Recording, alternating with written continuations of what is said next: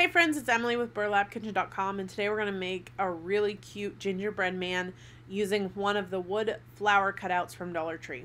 So the first thing that I'm going to do is I'm going to go ahead and stain the front and back of this flower, and I'm using Minwax in the color Dark Walnut. Always make sure you wear gloves and use an old rag for this. I recommend staining the night before and letting it dry overnight. Make sure also you do this in a well-ventilated area. So once this is nice and dry, then I'm going to come in with some Territorial Beige from Plaid Crafts. It's an apple barrel paint. I got this at Walmart. This is a really pretty color. It is perfect for this gingerbread man. So I'm going to add 3 coats of paint onto my gingerbread man.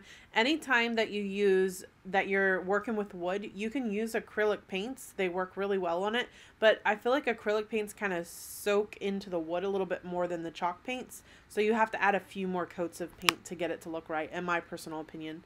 So I'm going to add another coat here. Altogether, I added 3 coats of the Territorial Beige.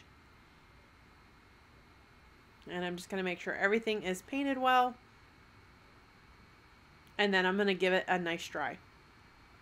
And then I'm going to come in with a piece of sandpaper and I'm just going to scuff that up. A lot of people ask, why do you stain if you're just going to paint?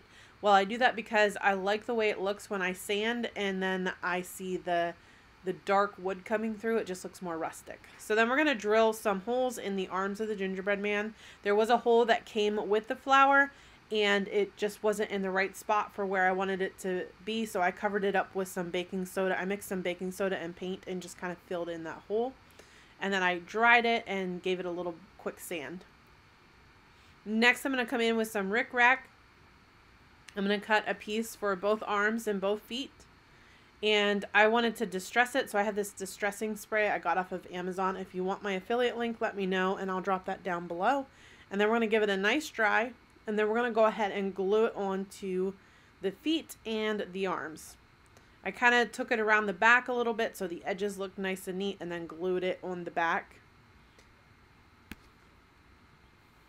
You can see there I'm gluing it on the back.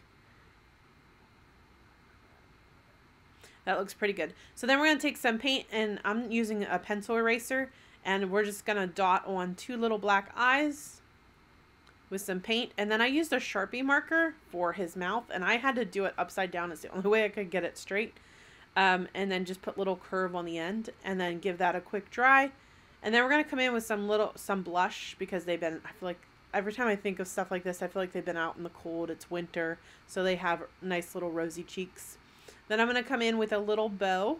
I got this material at Walmart, and then I had this little a few different things I was playing around with. This tag being one of them, and I just wrote joy on it. And I'm just using a Sharpie Ultra Fine marker for that. And I'm going to glue his little bow on. And then I thought it needed some greenery, so I added a little bit of pine underneath his bow.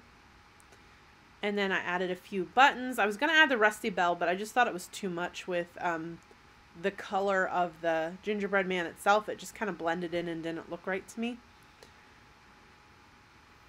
So then I'm going to glue a little more. I kept kind of gluing the pine on as I was doing this, because I kept thinking it needed more and more pine.